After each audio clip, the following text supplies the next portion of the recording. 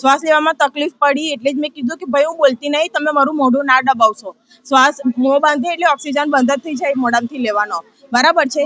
એટલે સાંભળો તમે કે મને કંઈ પણ થઈ જાત, હું બેભાન પણ થઈ જાત. વિચારો. ના, એ લોકોએ મારું સાંભળ્યું નથી. કારણ કે વિચારો તમે કે એ લોકોને એવું તો કેવું ટોર્ચરિંગ છે પોલીસોને. શું ગુનેગારો હોય એને બચાવવામાં આવે, એ લોકોને છાવરવામાં આવે, અને જે ગુનેગાર ના હોય ને એને આ રીતનું બિહેવ કરવાનું. જે ગુનેગાર ના હોય એને તમે મોઢું દબાવો, ખેંચતાણ કરો, શું આ રીતનું બિહેવિયર સાચું છે?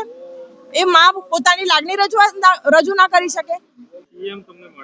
સીએમ અમને મળે, સીએમ એમ કે છે કે તમારું આ રીતનું રજૂઆત સારું યોગ્ય નહોતું, તમે મને લેખિતમાં પત્ર એ કરો ને પછી મને મળો.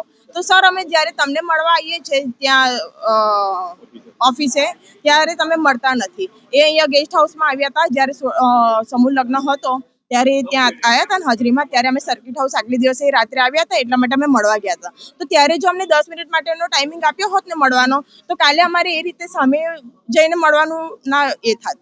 આમાં કોઈનો ઈશારો યોગ્ય જે તમે કહી રહ્યા છો કે જે વડોદરા વાસીઓને લાગી રહ્યું છે કે આ કોઈના ઈશારે ગયા છે, જે અધિકારીઓ પણ જણાવી રહ્યા છે કે કોઈના ઈશારે ગયા છે, તો કોઈના ઈશારે અમે શું કામ જઈએ?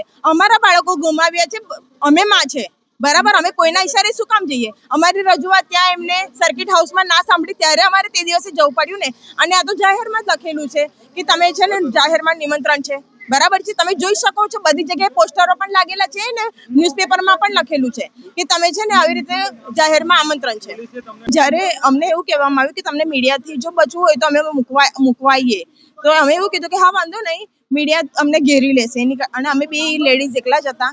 બધું મીડિયા અમને ઘેરી લેશે ને એટલી બધી મીડિયા ઊભી છે બહાર, તો અમને વાંધો નહીં, તમે મૂકવા આવો ઘરે. તો અમને એવું લાગ્યું કે અમારું એ કંઈક સિક્યુરિટી જેવું લાગ્યું અમને થોડું. એટલે મેં કીધું હા વાંધો ના, તમે અમને મૂકવા આવો. તે મૂકવા આવતા એ ઘરે આવવાની જગ્યાએ ડાયરેક્ટ અમને ત્યાં પાણીગેટ લઈ જાય છે, પાણીગેટથી ભદ્ર કચેરીઓ અમને તાપમાં ફેરવે છે.